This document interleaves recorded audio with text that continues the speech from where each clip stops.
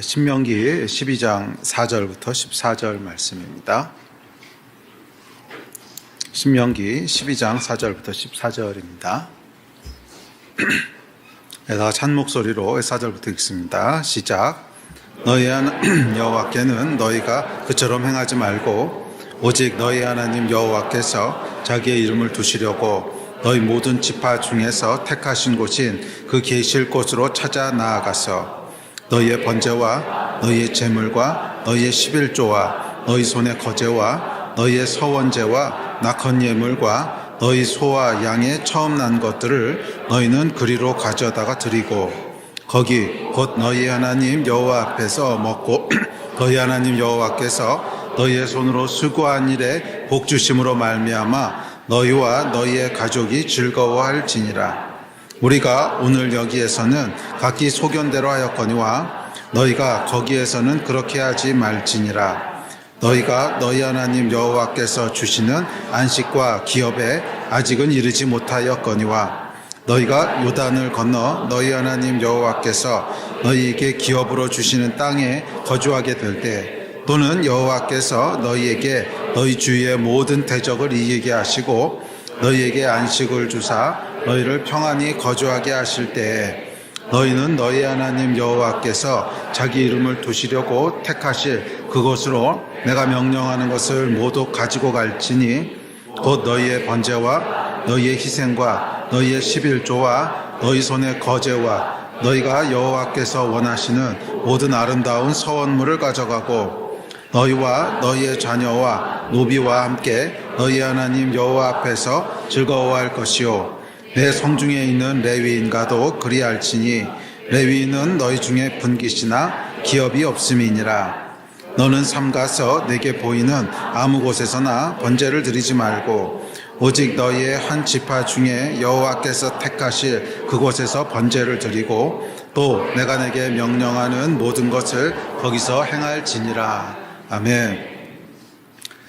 지난주에 이어서 구약의 제사법에 대해서 살펴보려고 합니다. 자, 구약의 율법은 문자적으로 적용해서는 안 되지요. 그것은 마음의 태도 또는 영적인 상징으로 그렇게 해석하고 적용해야 한다고 했습니다. 제사법 역시 그렇습니다. 이 제사법은 그것을 문자적으로 적용해서 오늘날 제사를 드리고 이럴 필요는 없죠. 이래서도 안 되지요. 그러나 그 제사를 드릴 때 가져야 되는 태도 또는 제사의 마음, 그것은 여전히 오늘날도 유효합니다.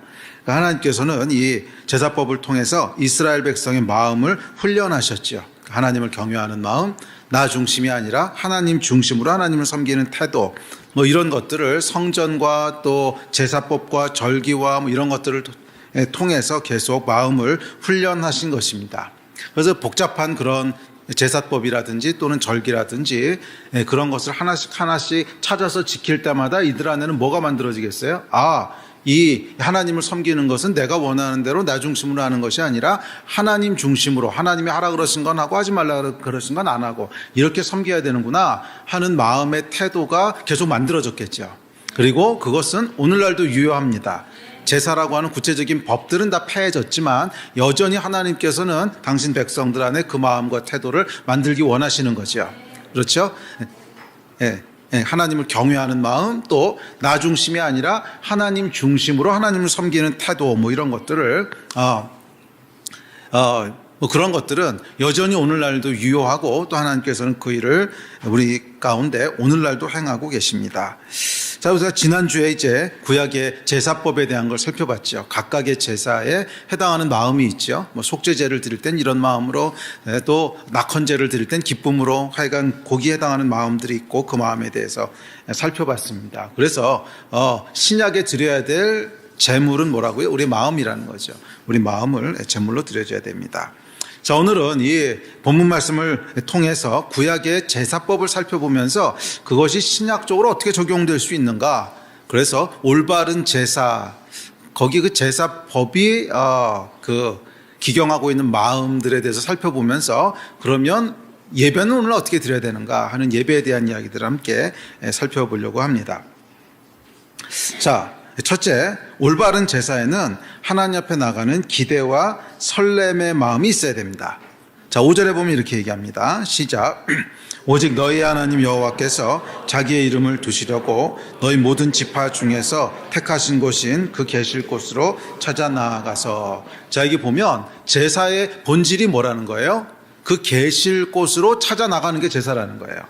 그러니까 제사는 제물을 드리는 것이 주된 목적이 아니라 하나님이 계신 곳으로 찾아가는 게 제사의 진짜 목적이라는 걸 알 수 있죠. 예배도 그렇습니다. 그러니까 예배는 어떤 종교 행위가 아니라 하나님이 계실 곳으로 찾아 나서는 게 예배라는 거예요.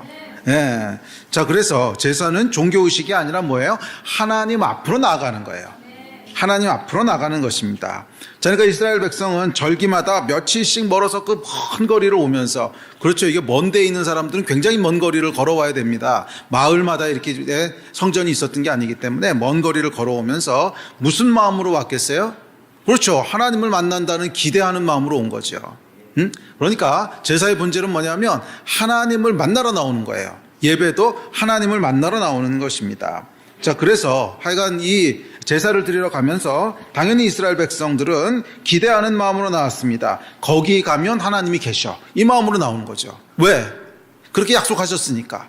택하신 곳인 그 계실 곳으로 찾아와서. 그러니까 하나님이 거기 계시겠다고 말씀하신 거잖아요.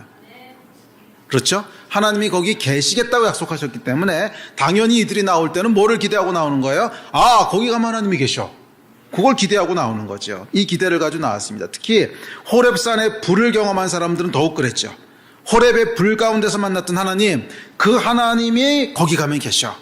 호렙의 불 가운데 대면했던 하나님, 그 하나님의 임재가 거기 가면 있어.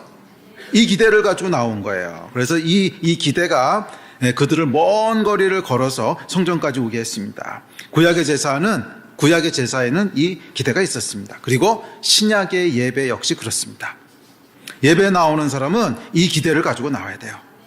이 기대, 어떤 기대? 거기 가면 하나님이 계셔. 이 기대를 가지고 나와야 됩니다. 물론 신약 시대는 이제 성령께서 임하셨기 때문에 어디나 하나님이 계시죠.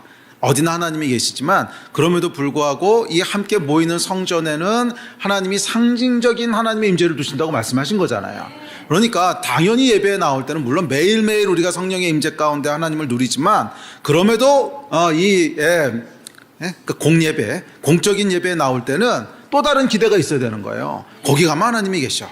거기 가면 하나님이 계셔. 이 기대를 가지고 나와야 되는 줄 믿습니다. 예. 자, 구약의 제사에는 이 기대가 있었던 거죠. 예. 신약의 예배도 그렇습니다. 예배에 나오는 사람은 거기 가면 하나님이 계셔. 거기 가면 내가 만났던 하나님, 불 가운데 만났던 호렙의 하나님이 거기 계실 거야. 이 기대. 자, 예배의 본질은 하나님 앞으로 나오는 것입니다. 그리고 모든 영적인 일의 시작은 이 기대로부터 시작되는 거예요. 그래서 제가 집회를 나가거나 부흥회를 인도하러 가거나 하면 가장 먼저 제일 처음에 도전하는 게 있습니다. 기대가 있으십니까? 이거부터 도전해요. 항상 이거부터 해요. 기대가 있으십니까? 네? 왜냐하면 기대가 없으면요 아무런 영적인 일도 일어나지 않아요. 네. 기대가 없으면 그냥 종교의식이 돼버려요. 종교의식에 무슨 생명이 있겠어요. 기대가 있을 때 거기서 영적인 일이 일어나요. 자, 그렇기 때문에 예배의 시작은 기대입니다. 기대. 거기 가면 하나님이 계셔.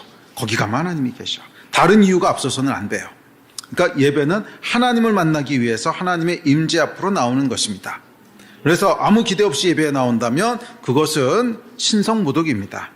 아니, 하나님을 만나러 오는데 어떻게 아무런 기대가 없어요? 예를 들어 제가 집회에 초청을 받아서 갔는데 사람들이 아무런 기대가 없다면 어떨까요? 아주 당황스럽게. 제가 진짜 그런 적이 있거든요. 예. 오래전이긴 한데 초청을 받아서 갔어요. 그런데 사람들이 정말 집회에 대한 기대도 강사에 대한 기대도 1도 없어요. 정말 1도 기대가 없어요.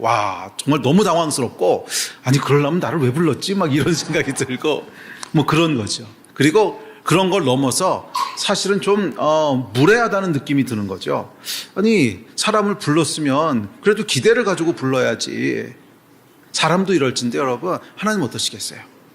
하나님을 만나러 오는데 아무런 기대가 없다. 아니, 나를 왜 불렀어? 이러시는 거 아니에요? 이거 여러분, 그거는 정말로 신성모독입니다.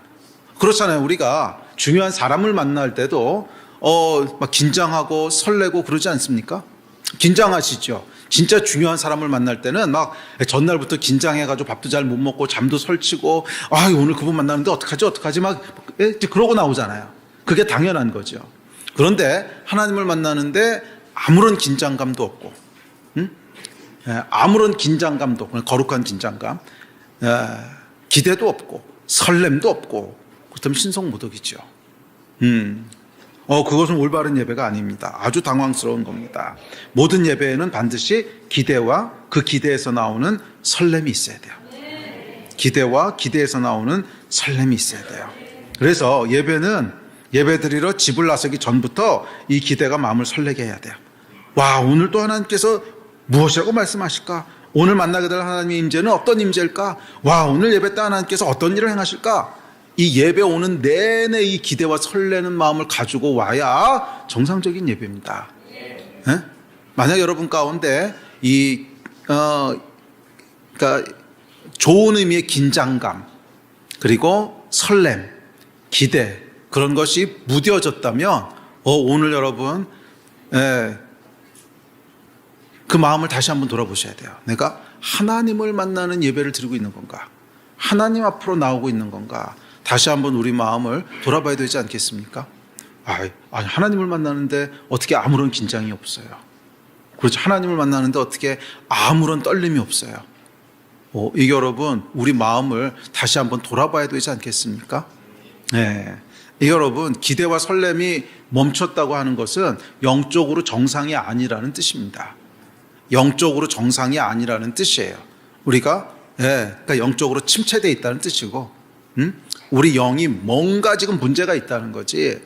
영이 정상적으로 깨어 있는데 하나님을 만나러 나오는데 어떻게 긴장이 없고 두려움이 없고 떨림이 없고 설렘이 없어요. 그거는 여러분 영적으로 심각한 문제가 있다는 뜻입니다. 영이 병들었다는 거예요. 영이 병들었다는 거예요. 빨리 여러분의 영을 다시 돌보셔야 돼요. 우리 몸이 병든 건 사람들이 기가 막히게 합니다. 조금만 허리가 아파도 왜 이렇게 허리가 아프지? 어디가 아프지? 몸은 조금만 이상해도 그렇게 민감하게 반응하는데 영에 대해서는 둔감하시요. 영이 병들어서 다 죽게 되는데도 아무런 조치도 없고 아무런 감각도 없고. 아니요 여러분, 예배에 대한 긴장이 없어졌다면 영이 병든 겁니다. 그건 진짜예요. 예배에 대한 기대와 설렘이 없어졌다면 영이 병든 거예요. 빨리 조치하셔야 됩니다. 아멘. 자, 하여간 이 제사법이 우리에게 알려주고 있는 예배의 그러니까 올바른 예배의 첫 번째 요소는 뭐냐면 기대와 설렘이 있어야 된다는 거예요. 기대와 설렘이. 만약 이 기대와 설렘이 없다면 그것은 둘 중 하나입니다. 예배가 뭔지 모르거나 아니면 호렙산의 불을 경험한 적이 없거나. 예배는 하나님을 만나는 것이라는 지식이 없다면 당연히 기대도 없겠죠. 그러나 그 지식이 있어도 호렙산의 불을 경험한 적이 없다면 하나님을 만나는 것이 뭔지에 대한 감각이 없겠죠. 이 여호와 하나님을 만난 감격도, 또 하나님을 경험한 간증도, 또 여호와를 대면하는 그런 경외도 없어요. 몰라요. 자, 그렇기에 호렙산의 불을 경험하지 못한 사람은 당연히 예배에 대한 기대가 없습니다. 기대가 있을지 모르겠지만 다른 기대예요. 그러나 호렙의 불을 경험한 사람은 하나님 앞에 나올 때 당연히 그분을 만날 것을 기대합니다. 내가 호렙에서 만났던 하나님, 나의 간절한 기도를 들어 응답하셨던 하나님, 나의 죄를 용서하시고 나를 회개케 하셨던 하나님, 그 하나님을 만난 것에 대한 감격과 감동과 기쁨과 감사와 호렙의 불이 있었던 사람은 이게 뭔지를 알아요. 그래서 예배에 나올 때마다 그걸 기대합니다. 거기 가면 하나님이 계실 거야. 거기 가면 호렙에서 만났던 하나님이 계실 거야. 거기 가면 내 인생에 가장 힘들었던 광야의 때에 하늘을 여시고 나를 만나 주셨던 그 하나님이 계실 거야. 호렙에 불이 있는 사람은 당연히 이 기대가 있어요. 그런데 호렙에 불을 경험한 적이 없는 사람은 그 예배가 그냥 종교 의식이에요. 거기엔 아무런 기대도 아무런 설렘도 없어요. 그냥 혼과 육으로 드리는 종교 행위일 뿐이에요. 그러나 호렙의 불을 경험한 사람은 예배가 혼과 육의 종교 행위가 아닙니다. 우리의 영이 하나님을 대면해 서는 것이지. 내 영이 하나님을 대면하여 섭니다. 내 영이 호렙에서 만났던 하나님을 기대합니다. 내 영이 다시 한번 불로 임하시는 하나님을 기대합니다. 이 기대와 설렘이 있는 거죠. 아멘. 오늘 여러분은 어떤 마음으로 예배에 나오셨습니까? 예배 나오실 때부터 이 기대와 설렘과 떨림이 있으셨습니까? 만약 이게 없었다면 정말 우리 영을 다시 돌아봐야 돼요. 아니 그 전에 내가 호렙의 불을 경험한 적이 있는지를 다시 한번 물으셔야 돼요. 호렙에 불이 있었는데도 그것이 없어졌다면 영이 지금 죽은 거예요. 응? 몸이 아픈 거에는 그렇게 예민하게 반응하는데 영이 아픈 것에는 너무 무디지는 않은지. 사실 우리 몸보다도 훨씬 더 중요한 게 영 아닙니까? 네.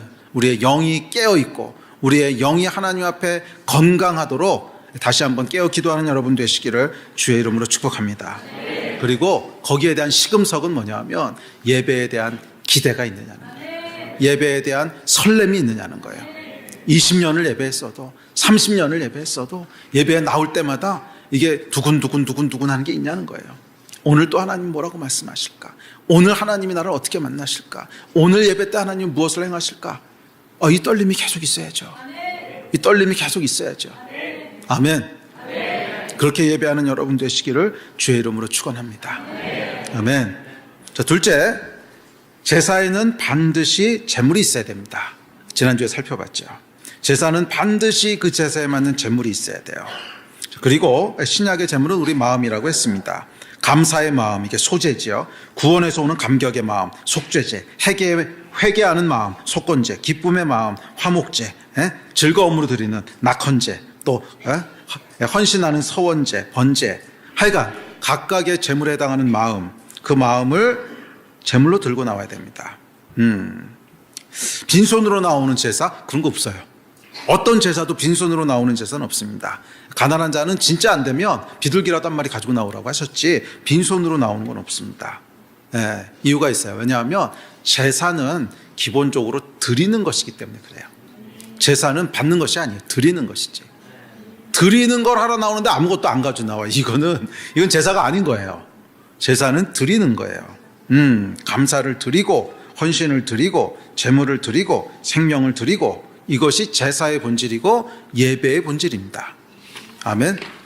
물론 예배 때 하나님이 주시는 것이 있어요. 그거 우리 뒤에서 살펴볼 텐데 그럼에도 불구하고 예배의 본질은 드리는 것이지 받는 게 아니에요. 그 얘기는 뭐냐 하면 다 우리가 하나님께 드렸는데 아무것도 하나님 주시는 것이 없어. 은혜도 없고 아무것도 없어. 그래도 괜찮다는 거예요. 예배라는 거예요. 그런데 아무리 하나님이 뭐를 주신다고 해도 우리가 드리는 게 아무것도 없으면 그건 예배가 아니에요. 그건 예배가 아니에요. 예배는 기본적으로 드리는 거예요. 왜? 제사는 제물을 드리는 거거든요. 그걸 통해서 신약의 예배를 가르치시는 거거든요. 드리는 것입니다. 드리는 것. 아멘. 근데 현대 예배는 여러분 이 본질을 잃어가고 있지는 않은지 돌아보게 됩니다. 우리의 예배는 이 본질을 잃어가고 있는 건 아닌지, 현대 예배는 받는 거에 너무 익숙해지는 것이 아닌지, 드리는 것보단 받는 것에 익숙해진 예배, 은혜를 받고 치유를 받고 복을 받고 은사를 받고 또 받고. 아니요 여러분, 구약의 제사는 제물을 드리는 제사였지 받는 제사가 아니었습니다. 그리고 오늘날 예배 역시 그렇습니다. 물론 예배 때 하나님이 주시는 게 분명히 있어요. 뒤에서 살펴볼 텐데. 그러나 그럼에도 불구하고 예배의 본질은 드리는 것이지 받는 것이 아니에요. 월십 서비스라고 하는 것은 하나님을 서브한다는 것이지 우리가 서비스 받는다는 것이 아닙니다. 아멘. 이 드리는 예배에서 받는 예배로 변화되면서 그에 비례해서 교회가 힘을 잃고 쇠락해가는 것은 결코 우연이 아닙니다. 사실은 저희 부모님 세대만 해도 신앙은 기본적으로 하나님께 드리는 것이었어요. 이게 뭐 당연한 거였습니다. 그것이 그냥 당연하고 익숙했습니다. 그러니까 희생하는 거 그건 당연히 신앙의 일부고, 고난 그건 당연히 믿음의 일부고 뭐 그랬어요. 그런데 이것이 80년대 말 90년대 언저리부터 이상한 기류가 생기기 시작합니다. 받는 것에 더 주목하기 시작한 거예요. 다 좋은 말들이 무슨 내적 치유니 무슨 회복이니 가정의 회복 무슨 회복 또 그러니까 이게 다 받는 것들, 치유를 받고 복을 받고 회복을 받고 은사를 받고 재정을 받고. 틀린 말은 아니에요. 네? 틀린 말은 하나님 분명히 이렇게 주세요. 그래서 하나하나를 놓고 보면 다 좋은 말이야. 근데 다 모아놓고 보면 이상해져. 하나하나는 틀린 말이 아니고, 그렇죠. 우리가 회복이 돼야죠. 그렇죠. 우리가 치유가 돼야 되고, 우리 내면도 다시 건강해져야 되고, 하나하나 놓고 보면 다 틀린 말은 아닌데, 다 모아놓으면 이상해져요. 왜? 다 모아놓으면 뭐냐 하면, 받는데 바빠서 드리는 것은 여유가 없어. 예배에 나와서 여러분 이거 다 구하려고 해보세요. 이 짧은 시간 동안에 치유도 받고, 회복도 받고, 재정도 받고, 기도응답도 받고, 또 받고, 그것만 해도 1시간 하다 가야 돼요. 그러니까 하나하나를 놓고 보면 그렇지, 맞는 말이지. 근데 다 모아놓으면 이상한 예배가 돼요. 받는 예배. 드리는 예배가 아니라 받는 예배. 그리고 어느 순간부터 이상한 변화가 한국교회 안에 일어나기 시작합니다. 아니면 글로벌하게 마찬가지인데, 교회 안에 변화가 일어나는데 받는 것에 주목하기 시작하는 거예요. 주시는 하나님, 이것도 주시고, 은혜도 주시고, 은사도 주시고, 뭐도 주시고, 재정도 주시고, 치료도 주시고, 회복도 주시고, 다. 그러면서 교회가 힘을 잃고 이 땅의 교회가 쇠퇴해 간 것이 과연 우연일까요? 세상에서도 여러분 교회에 대해서 비난할 때 그러지 않습니까? 아니 너희는 이 땅에서 고생해도 천국에서 보답받는 거라며, 근데 왜 이 땅에서도 누리고 천국에서도 누리려고 그래? 이게 여러분 안 믿는 사람들의 비난이거든요. 정말 우리 좀 귀 기울여 들을 필요가 있어요. 예수님 그렇게 안 사셨잖아요.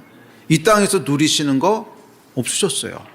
그냥 십자가 지시고 돌아가셨고, 그래서 영적인 권위, 천국의 영원한 생명을 얻으신 거고, 너희도 그렇게 하라 그러셨거든요. 근데 우리 여러분 너무 이 땅에서 받는 것에 집착하고 있지는 않은지, 이것도 받아야 되고 이것도 누려야 되고 저런 것도 있어야 되고, 이게 없어지면 큰일 나는 것 같고, 그러다 보니까 결국 영적인 생명력은 없어지는 거죠. 영적인 생명력은 없어지는 거죠. 저희 윗세대만 해도 이 땅에서는 좀 부족했어요. 가난했고 건강하지도 못했고 힘들고 못 배웠고, 그렇지만 드리는 게 있었거든요. 드리는 게 있어요. 그냥 하나님께 정말 드리고 또 드리고 또 드리고, 그렇게 하나님 섬겼거든요.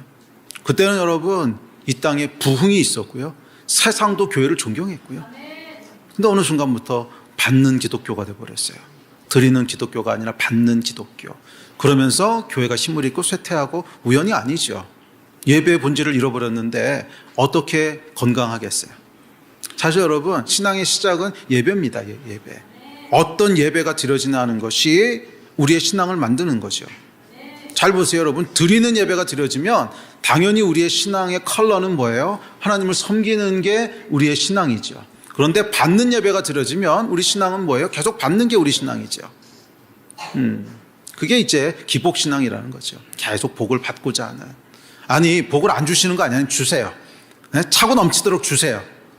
하지만 그럼에도 불구하고 본질은 뭐예요? 하나님께 드리는 게 본질이죠. 아멘. 그걸 잃어버리게 되면 개인이든 교회든 아니면 한 나라든 다 똑같습니다. 그냥 영적으로는 죽는 거예요. 아멘.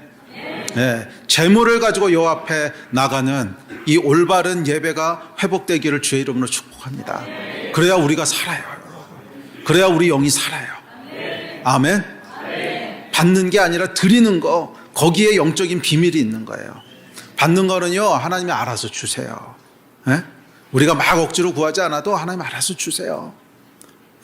하지만 그것을 받기 위해서 하나님 믿는 건 아니잖아요. 우리는 하나님을 창조하셨기 때문에 그냥 당연히 피조물의 본분으로 하나님을 섬기는 거고, 당연히 우리가 하나님을 섬기는 거지, 하나님 우리 섬기시는 거 아니거든요. 이 올바른 믿음이 회복될 때, 올바른 예배가 회복될 때 우리의 영이 사는 거예요. 아멘. 영이 깨어 사는 여러분 되시기를 바랍니다. 자, 이어지는 7절입니다. 세 번째 시작. 거기 곧 너희 하나님 여호와 앞에서 먹고 너희 하나님 여호와께서 너희의 손으로 수고한 일에 복 주심으로 말미암아 너희와 너희의 가족이 즐거워할지니라. 아멘. 자, 이 세 번째 올바른 예배의 요소는 뭐냐면, 올바른 예배는 기쁨이 있다는 거예요. 기쁨과 즐거움이 있다는 거예요. 여러분, 이 구약의 제사는 기쁨과 즐거움이 있었습니다. 구약의 제사를 생각할 때 제물의 피가 낭자한 두려움만을 떠올리기 쉬운데, 이는 성경의 가르침과 달라요. 이 제사에 대한 짧은 가르침이죠. 오늘 본문이 제사에 대한 짧은 가르침에서 모세가 가장 가장 많이 사용했던 표현이 뭔가를 한번 보세요. 제일 많이 사용한 표현 나중에 와서 읽어보시면 드리라는 거예요. 드리고, 제물을 드리고, 뭐를 드리고, 뭐를 계속 반복합니다. 그러니까 예배에 대해서, 제사에 대해서 모세가 무엇을 강조하는지 알 수 있죠. 드리라는 거예요. 그 다음에 많이 강조하는 것 중에 하나가 기쁨과 즐거움이에요. 여러 번 얘기합니다. 한 번이 아니고 여러 번 얘기해요. 7절에서 12절에서 여러 번 반복합니다. 제사의 본질에는 기쁨, 즐거워하는 것이 있다는 거예요. 다윗은 시편에서 이렇게 고백합니다. 시작. 주께서 생명의 길을 내게 보이시리니 주의 앞에는 충만한 기쁨이 있고 주의 오른쪽에는 영원한 즐거움이 있나이다. 아멘. 다윗은 주의 앞에 충만한 즐거움이 있다 이렇게 고백합니다. 그래요, 여러분. 다윗은 하나님 앞에 나가는 것을 즐거워했던 사람이죠. 다윗에게 예배는 의무가 아니었습니다. 즐거움이었죠. 아멘. 다윗에게 모든 제사는요, 낙헌제였습니다. 낙헌제. 우리의 예배는 어떤 예배입니까? 의무입니까? 아니면 즐거움입니까? 모세가 얘기합니다. 너희는 여호와 앞에서 먹고 여호와께서 복 주심으로 인해 즐거워할지니라. 아멘. 이것이 우리의 예배가 되기를 예수 이름으로 축원합니다. 우리의 모든 예배가 낙헌의 예배가 되기를 축원합니다. 하나님 앞에 나아가는 것이 두려움이 아니라 즐거움이 되기를 축복합니다. 여호와께 기도하는 것이 의무가 아니라 기쁨이 되기를 축복합니다. 여호와 하나님을 섬기는 것이 괴로움이 아니라 즐거움이 되기를 축복합니다. 이것이 제사에 대한 그리고 예배에 대한 성경의 가르침입니다. 예배는 기쁨이고 즐거움이라는 거예요. 예배는 기쁨이고 즐거움이라는 거예요. 여러분, 영이 깨어 있으면요, 예배는 즐거움이에요. 영이 죽어 있으면요, 예배는 지겨움이에요. 그 경험 안 해보셨어요? 제가 어렸을 때, 어렸을 땐 당연히 예수님 모를 때죠. 부모님 손잡고 교회를 갔는데 그 모든 예배는 지겨움의 끝판왕이었어요. 예배 갈 때부터 몸이 비비 꼬입니다. 와, 그것도 어떻게 버티나. 또 옛날 예배들은 그 설교가 굉장히 기셨거든요. 요즘 예배도 길죠. 제 설교가 긴데. 하여간 굉장히 기셨는데, 와, 정말 영혼을 경험합니다. 그러면서 제 안에 쌓였던 의문 중에 하나가 천국은 얼마나 지루할까? 이런 거를 영원히 해야 되다니. 아이고, 죽겠다. 막 졸다가 자다가 몸을 꼬다가 그냥 안 갈 이유만 찾습니다. 그래서 이것 때문에 못 가고 저것 때문에 못 가고 안 갈 이유만 찾았던 기억이 나요. 그래서 제 어린 시절 기억은 뭐냐면 예배는 지겨움이었어요. 지루함. 왜요? 영이 없으니까. 영이. 제가 예수 그리스도를 믿고 거듭난 이후에 모든 예배는요, 기다려지는 즐거움이었지 지루함이 아니었거든요. 예배가 기다려지고, 제가 대학교 2학년 때 예수님을 만나거든요. 예배가 너무 재밌어가지고서 예배할 곳만 찾아다녔어요. 그래서 주일날 예배하는 것으로는 만족이 안 되는 거예요. 그래서 수요 예배 당연히, 금요일 날은 기도원에 가면 철회 예배가 있어요. 기도원. 목요일 날은 예수전도단 무슨 목요 모임이 있어. 목요 모임. 월화수목금토일을 계속 예배를 갔어요. 여러분, 의무로 이렇게 할 수 있겠습니까? 못하죠. 즐거움이니까 하는 거지. 예배는 여러분 즐거움이에요. 기쁨이에요. 할렐루야. 이게 예배에 대한 성경의 가르침입니다. 자, 이건 어떻게 가능할까요? 왜 즐거울까요? 보면 모세가 얘기합니다. 하나님께서 복 주심으로 말미암아. 복 주심. 그러니까 복이라고 하는 것은 단순히 돈을 주시거나 건강을 주시거나 이런 차원의 것이 아니라 훨씬 더 포괄적인 겁니다. 우리 영혼의 복부터 시작을 해서 우리를 하여간 온전하고 충만하게 하시는 거죠. 하나님을 경험하는 거예요. 이거. 하나님을 경험할 때 기뻐지는 거예요. 하나님을 경험할 때 예배가 기다려지는 거예요. 그래서 하나님이 그저 종교의 대상이라면 우리 예배도 그냥 종교의식일 뿐입니다. 즐거움 없어요. 종교의식에 무슨 즐거움이 있습니까? 지루함만 있죠. 그러나 하나님을 경험하면, 하나님이 주시는 복을 경험하면 달라집니다. 내 기도에 응답하신 하나님, 내 인생의 가장 어려운 광야의 때에 하늘을 여시고 나를 만나셨던 하나님, 나에게 은혜를 베푸신 하나님, 이 하나님을 경험할 때요, 예배는 모든 예배가 기다려지는 기쁨의 예배가 되는 거죠. 달라지는 거예요. 하나님이 행하신 일을 경험하면 달라집니다. 그 하나님은 종교의 대상이 아니라 살아계셔서 내 인생에 개입하시고 살아계셔서 복 주신 하나님이기 때문에 그래요. 그럴 때 우리 예배는 기쁨과 즐거움의 예배가 됩니다. 아니 목사님, 조금 전에는 받는 게 아니라 드리는 것이라며요. 근데 여기서는 또 복주심으로 말미암아 기뻐하라니 이건 또 뭡니까? 그래요, 여러분. 드리는 게 맞습니다. 근데 저는 이것을 어렸을 때부터, 젊었을 때부터 경험한 게 있는데요. 예를 들면 이런 거예요. 그 명절 때가 되면 여러분 부모님 댁에 인사하러 가잖아요. 갈 때 빈손으로 가십니까? 아니, 부모님 찾아뵙는 게 제사랑 참 비슷해요. 빈손으로 가는 게 없어. 사실 비슷한 게 아니고 본질이 같은 거죠. 하나님 아버지를 만나러 가는 거잖아요. 계실 곳에 하나님을 만나러, 절기 때마다, 명절 때마다. 이게 굉장히 비슷하죠. 네. 그 아이가 이제 부모님 댁에 갈 때는 빈손으로 가지 않습니다. 반드시 뭐 과일을 사든지 고기를 사든지 하여간 뭔가를 이렇게 사가지고서 정성껏 준비해서 갑니다. 그리고 이제 부모님이 좀 연세가 드신 다음에는 그 명절 차리는 걸 이제 자식들이 다 하는 거죠. 그래서 뭐 전도 붙여가고 반찬도 해가고 뭐 그래가지고 애가 이제 명절을 나는데 항상 가면 부모님이 똑같은 말씀을 하세요. 아유, 뭘 이렇게 많이 준비해가지고 왔어? 뭘 이렇게 많이 준비해 왔어? 이거 준비하는데 돈도 많이 들었을 텐데. 이러면서 옛다! 그러면서 주시는 게 있어요. 금일봉. 금일봉을 이렇게 주세요. 이거 뭐 준비하는데 너 돈 많이 들을 텐데 이걸로 해. 괜찮다고. 그래도 그냥 해. 그리고 주세요. 그래서 집에 와서 딱 열어보면 우리가 준비했던 것보다 몇 배 더 많은 돈을 이제 주시는 거죠. 저는 뭐 늘상 그렇게 경험을 하면서 컸습니다. 그것뿐만이 아니에요. 과일이나 고기 같은 거 싸가잖아요. 결국엔 우리 주세요. 우리 다 못 먹어, 이러면서 바리바리 싸가지고. 그러니까 결국 우리 먹을 거 사간 거야. 물론 그거를 노리고 가면 안 되죠. 그건 나쁜 놈이죠. 그렇지만 결과적으로는 그렇게 되잖아요. 정말 우리가 부모님을 존경하고 사랑하는 마음으로 정성껏 뭔가를 드리려고 가지만 결국 끝나고 나올 때 보면 얻어오는 게 한 10배쯤 많은 거죠. 그렇지 않습니까? 이게 아버지의 마음이거든. 우리 하나님이 어떠신 분일까요? 절대로 빈손으로 보내시는 분이 아니세요. 제가 40년 하나님과 동행해 보니까 절대로 하나님은 그냥 받고 땡 이러시는 분이 아니야. 하나를 드리면 10개를 주세요. 하나를 드리면 100개를 주세요. 그게 아버지세요. 그래서 예배에는 맞아요. 받는 게 있어요. 받는 게 더 많아요. 결국 받는 게 더 많아요. 그거 뭐 드리는 거 뭐 드려요? 그냥 뭐 비둘기 한 마리 갖고 와서 드리는 건데 바리바리 싸주시는 거 보면 그거에 10배, 20배 싸주신단 말이에요. 이게 예배예요. 이게 제사예요. 그래서 당연히 예배 때는 우리가 드리는 것보다 얻는 게 훨씬 많습니다. 당연한 거예요. 그러나 그것을 노리고 간다면 그거 나쁜 놈이지. 예배가 뭔지 아시겠어요? 우리는 그것을 노리고 가는 게 아니죠. 결과적으로 그렇게 되는 거지.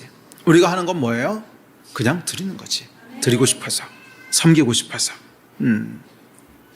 자, 어쨌든 간에 이제 하나님은 받고 마시는 분이 아니에요.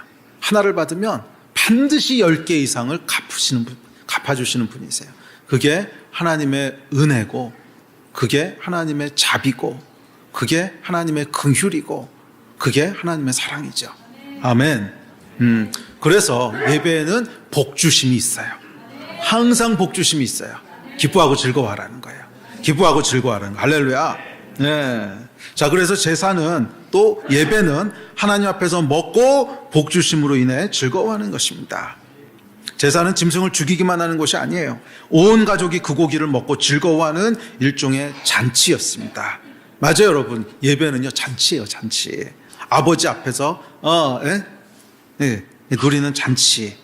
그래서 하나님 아버지 앞에는 그분의 풍성함과 복주심을 누리며 감사하는 잔치가 항상 벌어지는 거예요. 그래서 예수께서 천국을 말씀하실 때 항상 잔치로 비유하신 게 우연이 아니지요. 아버지 앞에는 그 모든 자녀들이 모여서 즐거워하고 기뻐하고 명절 때 만나서 이렇게 정말 즐거워하는 그 잔치가 항상 베풀어져 있는 거예요. 그게 여러분 예배입니다. 하나님의 보좌 앞에 있는 잔치, 그 잔치에 참여하는 것이 예배예요. 그런데 이 잔치를 집에서 인터넷으로 본다고? 미친 소리지. 정신 나간 소리지. 저는 그렇게 못합니다. 예배는 기쁨이고 잔치인데 악착같이 참석해야지. 아니 인터넷으로 잔치 구경하고 있으면 그게 무슨 잔치입니까? 잔치는 그 자리에 가야 잔치인 거죠. 안 그래요? 네. 아니 그러니까 인터넷으로 뭔 일이 벌어지는지는 볼 수 있어. 하지만 남의 잔치 보고 있는 거죠. 남의 잔치 보고 계신 겁니다. 인터넷으로. 남의 잔치 보고 계신 거예요.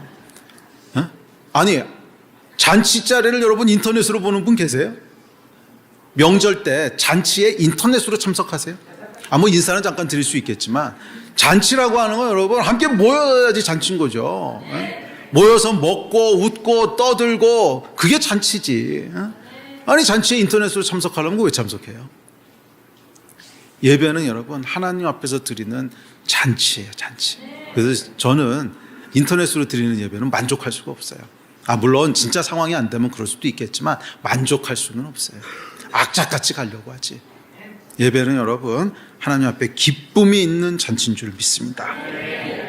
넷째, 제사는요 함께 나가는 거예요. 12절에 보면 이렇게 이야기합니다. 시작. 너희와 너희의 자녀와 노비와 함께 너희의 하나님 여호와 앞에서 즐거워할 것이요 내 성중에 있는 레위인과도 그리할지니 레위인은 너희 중에 분깃이나 기업이 없음이니라. 예, 너희와 너희 자녀와 노비와 함께 나오라고 하십니다. 내 성중에 있는 레위인도 함께 나오라고 하십니다. 그러니까 제사는 여러분 함께 드리고 함께 즐거워하는 것이지 혼자 드리는 게 아니에요. 그래서 제사의 네 번째 요소는 뭐냐면 공동체가 함께 드리는 거라는 거예요. 공동체성입니다. 자고로 여러분 잔치는 함께 하는 거예요. 따로따로 하는 잔치라는 게 어디 있습니까? 잔치는 함께 하는 거예요. 조용하고 적막한 잔치, 그건 잔치가 아니죠. 잔치는 여러분 웃음소리로 시끌벅적해야 됩니다. 그래서 예배는요 좀 시끄러워야 돼요. 막 웃는 소리, 우는 소리, 기쁨의 소리, 통곡하는 소리, 회개하는 소리, 거기에 아이들이 막 떠들고 돌아다니는 소리까지 그게 예배죠, 여러분. 그게 살아있는 예배죠. 저는 그래서 아이들과 함께 드리는 예배가 너무 좋아요. 그 어떤 분들은 시끄럽다, 좀 집중이 안 된다. 잔치에 무슨 집중하십니까? 잔치는 누리는 거지 무슨 잔치를 집중하세요. 시끄러워서 집중이 안 된다는 건 예배를 잘못 이해하고 있는 거예요. 예배는 수업 시간이 아닙니다. 잔치지. 수업 시간은 조용하고 집중되는 게 중요하지만 잔치는 뭐예요? 누리는 것이요. 아버지의 임재를 누리고 함께 모여있는 것을 누리고. 그래서 여러분 예배는 좀 시끌벅적해야 돼요. 저는 아이들 여기 막 뛰어다니면요 너무 기뻐요. 진짜요. 진짜 그래요. 어떤 분들은 목사님 설교하실 때 방해되지 않으세요? 전혀 방해되지 않습니다. 네. 그렇다고 아이들 막 무질서하게 놀라는 건 아니지만 아이들 돌아다니고 울고 그러면 전 막 생동감이 느껴집니다. 그렇지. 예배는 그런 거지. 예배는 모여서 함께 울고 웃고 애들 막 떠들고 그런 게 예배지. 왜? 잔치니까. 그래서 예수님 뭐라 그러셨어요? 아이들이 내게 오는 거 막지 말라 그러시잖아요. 아이들이 와서 뭐 예배를 얼마나 정숙하게 드렸겠어요. 당연히 예수님 앞에 오면은 뭔가 방해되니까 못 오게 했었던 거 아니에요. 애들 시끄럽고 집중도 잘하고 떠들고 돌아다니고 그러니까 못 오게 막았겠죠. 그런데 그러지 말라 그러시잖아요. 아버지께 나오는 자는 이렇게 나와야 된다고. 아멘. 네. 하여간 여러분 예배는 수업 시간이 아닙니다. 잔치죠. 이 사실 예배가 이렇게 좀 수업 시간 비슷하게 된 게 종교개혁 때부터 이렇게 되거든요. 초대교회 때 예배는 이렇지 않았어요. 훨씬 더 잔치에 가까웠죠. 떡을 떼며 함께 찬양하며 즐거워하며 교제했다고 나와 있죠. 근데 이게 종교개혁 때 이제 종교개혁을 했던 사람 중에 한 분이 이제 켈빈이잖아요. 근데 이분은 학자거든. 가르치는 게 천직이거든. 그러니까 예배가 이제 다 가르치는 거 위주가 됐고 또 그 당시 어떤 시대적 사명 자체가 뭐 성경을 배울 수 있는 기회가 없었고 라틴어에서 번역도 안 됐을 때고 이제 그러다 보니까 진리를 다 잃어버리고 그러니까 진리를 가르치는 게 시대적인 사명이기도 했죠. 그래서 그것이 쭉 지금까지 전통으로 이어지는데 그럼에도 불구하고 예배의 본질은 배우는 것만이 아닙니다. 배우는 건 한 파트고 예배의 본질은 아버지 앞에서 기쁨과 즐거움을 누리는 거죠. 아멘. 예, 이 예배가 회복되기를 기대합니다. 자 그리고 자 어쨌거나 예배는 공동체가 함께 드리는 건데 그리고 그 함께 드리는 사람들까지가 한 공동체가 됩니다. 구체적인 공동체가 돼요. 물론 우주적인 교회가 있습니다. 모든 하나님의 백성들은 다 하나죠. 그렇지만 동시에 각각의 지역교회들이 있잖아요. 그 지역교회 공동체를 규정하는 게 뭐냐면 예배 공동체예요. 예배 드리는 사람들까지가 한 공동체라는 거예요. 왜 그러냐면 이유가 있습니다. 하나됨이라고 하는 하나됨이라고 하는 것은 인간의 노력으로 되는 게 아니에요. 하나됨이라고 하는 것은 하늘로부터 부어지는 은혜가 있어야 돼요. 기름 부으심이 있어야 돼요. 그래서 성경에 보면 뭐래요? 성령께서 하나 되게 하신 것을 힘써 지키라 그러죠. 그러니까 하나 되게 하시는 분이 누구라는 거예요? 성령님이시라는 거잖아요. 그러니까 성령께서 임하실 때 하나됨이 일어나는 거예요. 전 여러분들이 이 경험들이 좀 있었으면 좋겠어요. 그러니까 저한테 하나님이 교회를 가르쳐 주신 것도 성령께서 임하실 때였어요. 제가 청년의 때였는데 성령께서 강력하게 임재하시면서 옆에 형제 자매들이 와, 이 사람들이 나와 평생을 함께할 가족이구나 하는 것을 알게 된 거예요. 이전까지는 나는 그냥 나 혼자 하나님 잘 섬기면 되는 줄 알았어요. 그런데 어느 예배 때 성령께서 임재하시면서 서로 울면서 당신이 나의 형제입니다, 당신이 나의 가족입니다 하는 것을 고백하고 인식하게 됐을 때, 그때 비로소 하나됨이라고 하는 게 이루어지더라고요. 그러니까 엄밀하게 얘기하면 하나됨이라고 하는 것은 성령께서 하시는 일이고 계시적인 진리예요. 계시적인 진리라고 하는 건 뭐냐면 인간이 노력으로 할 수 있는 게 아니라는 거예요. 하나님께서 행해 주셔야 되는 거지. 그리고 그것은 항상 예배 때 일어나요. 항상 예배 때 일어나요. 예배 때 강력하게 성령이 임하시면서 당신이 내 형제입니다, 당신이 나의 요나단입니다, 이것을 고백하게 되고, 눈물 가운데 고백하게 되고, 그러면서 하나가 되거든요. 소그룹 모임도 여러분 마찬가지입니다. 셀에서 이 성령께서 임하시고, 하나님께서 우리를 하나로 묶으셨구나, 이 사람이 나의 소중한 존재구나 하는 것을 성령께서 계시해 주실 때 비로소 셀이 하나가 돼요. 아멘.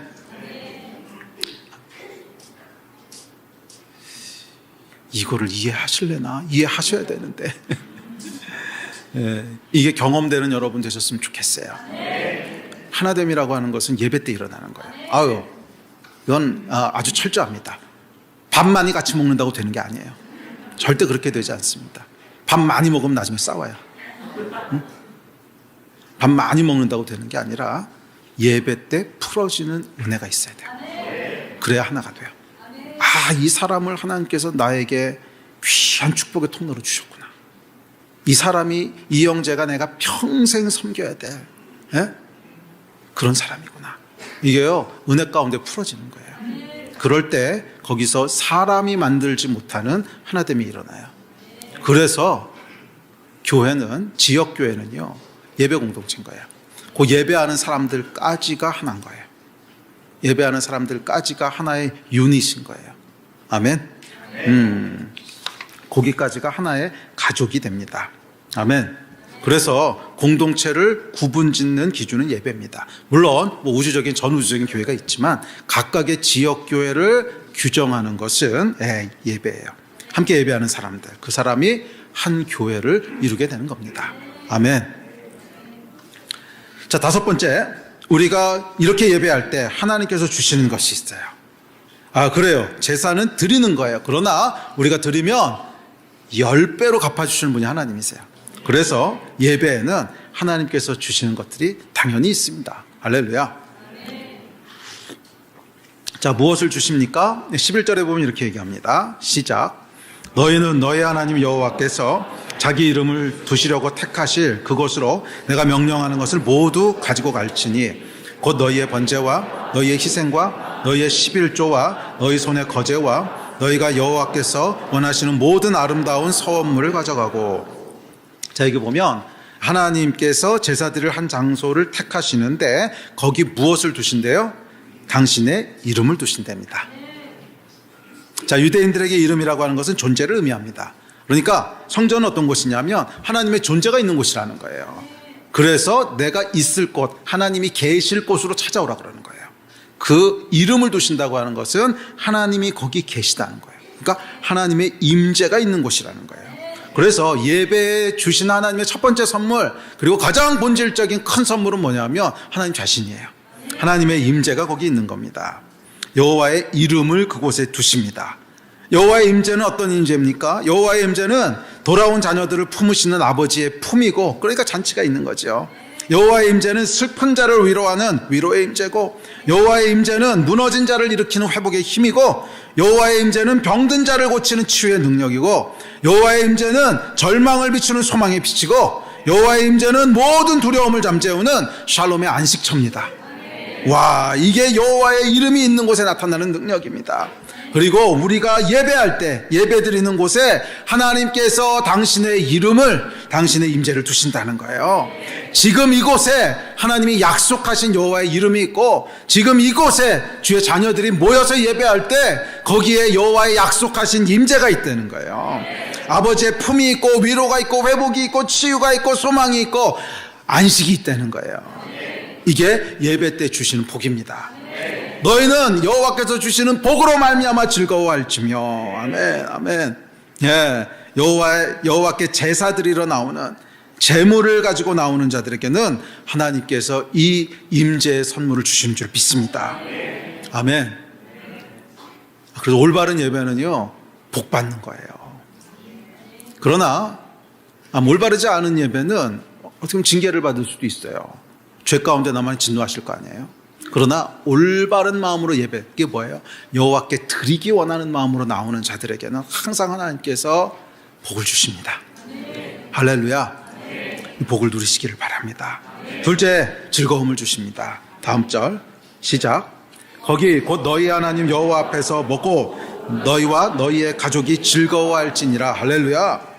이야기는 앞서 했지만 예배에는 항상 기쁨과 즐거움이 있습니다. 슬픈 마음이 위로를 받고 기쁨과 즐거움을 누리게 됩니다. 예배는 여호와 하나님의 기쁨이 부어지는 곳입니다. 예배는 하나님 앞에서 뛰노는 곳입니다. 네? 아버지 앞에서 잔치하는 곳이에요. 그래서 저는 즐거움 없는 예배는 상상할 수가 없습니다. 즐거움 없는 예배는요, 종교가 돼버려요. 종교가 돼버려요. 자, 셋째, 예배하는 곳에 하나님께서 안식과 기업을 주신다고 약속하십니다. 다음 절 시작. 너희가 너희 하나님 여호와께서 주시는 안식과 기업에 아직은 이르지 못하였거니와. 예. 성소는, 제사는 하나님의 안식과 기업이 주어지는 것이에요. 자, 그래서 기업이라고 하는 게 뭘까요? 당시 사람들에게 기업은 당연히 약속의 땅을 얘기하는 겁니다. 그렇죠? 그 약속의 땅에 갈 거고 거기서 너희가 안식을 누릴 거다, 이 얘기하시는 거죠. 그러니까 기업이라고 하는 건 뭐냐면 하나님이 우리에게 주시려고 약속한 것, 그게 기업이에요. 그래서 그것을 다른 말로는 비전이라고도 하고 사명이라고도 하고 또 데스티니라고도 하고, 하여간 표현은 여러 가지겠지만 하나님이 우리에게 주시려고 하는 게 기업이죠. 그걸 위해서 우리를 창조하셨다는 거예요. 그 일을 위해서 우리를 지으셨다는 거예요. 이게 기업입니다. 그리고 여러분, 기업을 차지할 때만 안식이 있는 거 아세요? 기업을 차지할 때만 안식이 있는 거 아세요? 이 사람은 여러분, 우리 영이 알아요. 내가 무엇을 위해 지음받았는지, 내가 뭐를 해야 되는지를 우리 영이 알거든요. 그런데 그거 안 하고 있으면 불안한 거예요. 안식이 없어요. 여러분, 그런 경험들 있지 않으세요? 해야 될 일을 안 하고 있을 때 불안했던 거. 조맥질들은 안 불안해하나? 혹시 여러분 옛날에 방학 숙제 끝날 때까지 안 하고 있다 한꺼번에 불안하신 적 없어요? 미리미리 다 하셨어요? 전 그거 항상 마지막에 밀려서 했거든요. 가장 어려운 게 뭐냐면 일기예요. 그림 일기. 일기를 한 달, 두 달 밀렸다가 쓰려면 이게 일기 쓰는 것도 문제지만 더 문제는 날씨 쓰는 게 있었고, 거기 보면. 그죠? 그 당시 인터넷도 없는데 날씨를 무슨 수로 기억을 해요? 그 얘기했더니 희주 목사님 그러시더라고요. 그래서 저는 매일매일 날씨만 써놨다고. 고수예요. 그래서 날씨 안 써놨거든요. 불안하죠, 여러분. 왜 불안할까요? 해야 될 건 안 하니까. 우리 삶 가운데는 주신 기업이 있거든요. 우리 영이 알아요. 우리 영혼 가운데 이렇게 프린트 해놓으신 거예요. 그래서 그걸 안 하고 있으면 안식이 없어요. 불안해요.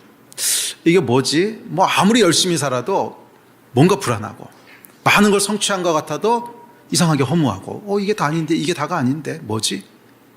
이게 여러분 기업이에요. 기업. 하나님이 우리에게 주시는, 창조 때부터 우리를 향한 계획을 가지고 계시거든요.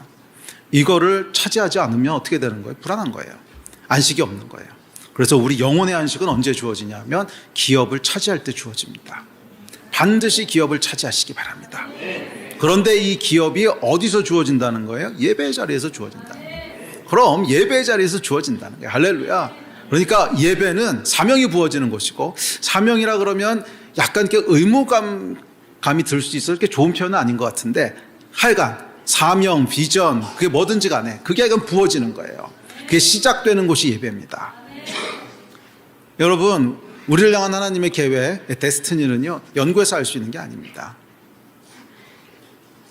왜냐하면 우리 하나님은 80억 인구가 있잖아요. 그럼 80억을 다 다르게 만드셨어요.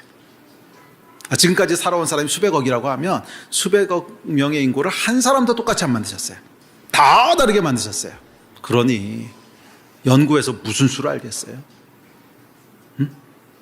과거를 아무리 연구해봐야 해답이 없어. 여러분은 또 다르게 만드셨어요. 수백억 가지 다양한 인생을 디자인하셨는데 내 인생이 그 중에 뭔지 어떻게 알겠어요? 이거 알 수 있는 방법도 하나밖에 없어요. 하나님께 들어야 되는 거죠. 위로부터 부어져야 되는 거예요. 그거밖에 없어요. 위로부터 부어져야 돼요. 그리고 그게 어디서 일어나는 거예요? 여호와 하나님이 계신 곳, 예배에서 일어나는 거죠. 그래서 예배는 이 모든 게 시작되는 곳입니다. 그래서 예배에 성공해야 여러분 인생이 성공할 수 있어요. 예배에 실패하면 우리 인생도 낭비되는 거예요. 기업을 받으시고 기업을 이루시고 반드시 차지하시고 거기서 안식을 누리신 여러분 되시기를 바랍니다. 예배팀 앞으로 나오십시오.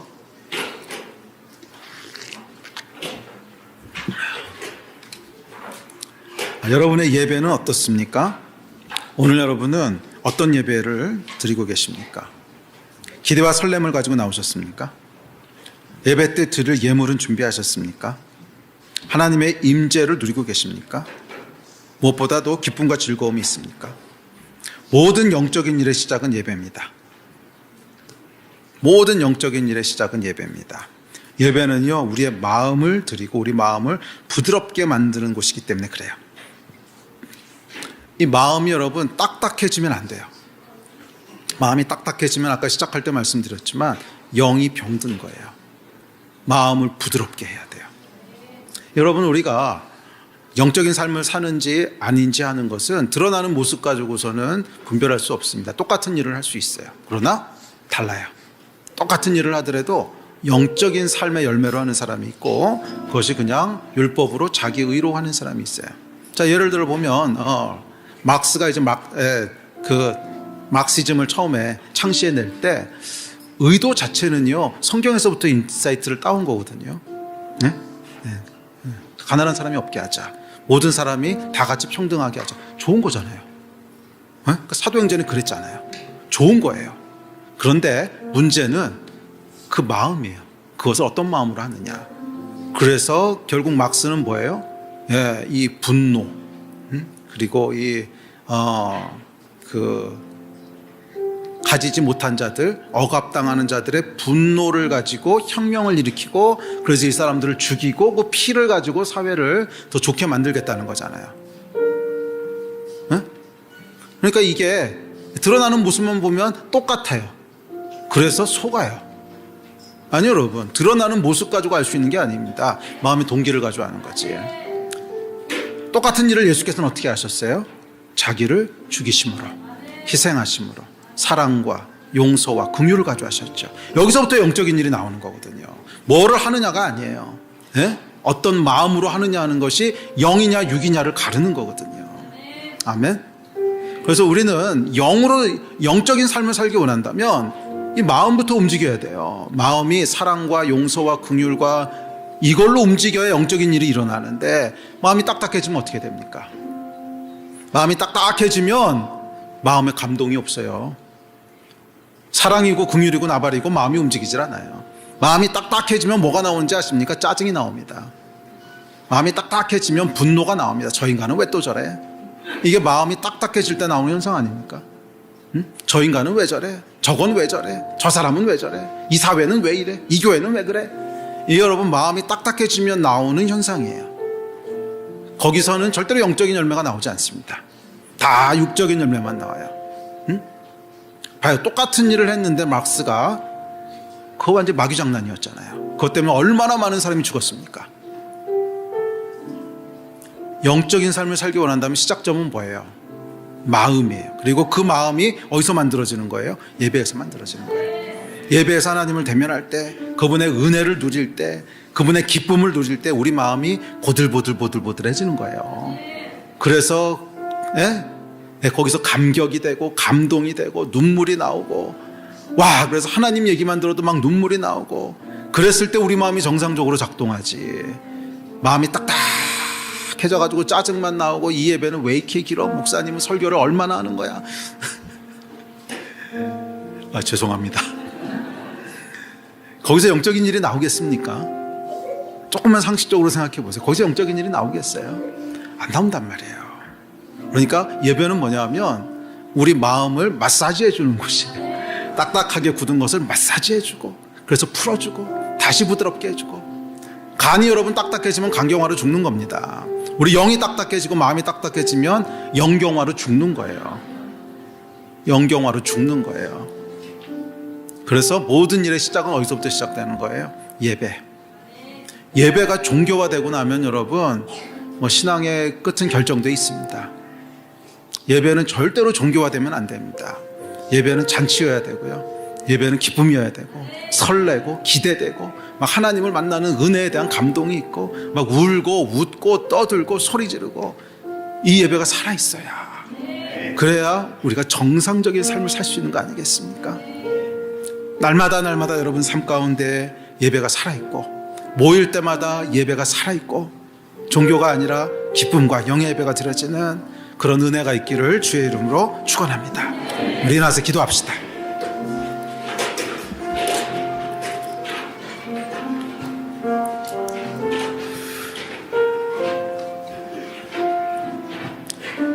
기도합시다. 여러분, 다른 건 다 실패해도 괜찮아요. 다시 하면 돼요. 그런데 예배는 실패하지 맙시다.